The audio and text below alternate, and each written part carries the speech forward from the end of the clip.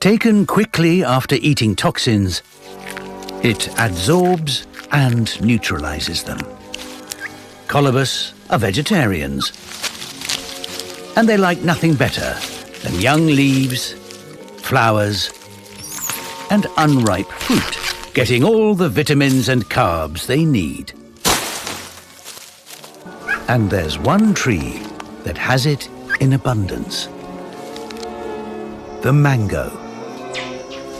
Its young leaves are 20% protein, but eating them comes at a cost. They are laced with poison and cause severe bellyache. Like all good mums, she knows how to make it better.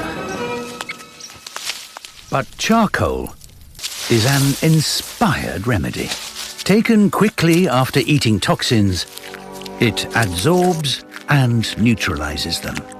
In human medicine, we use charcoal to treat poisoning, but colobus are the only primates clever enough to have figured this out for themselves.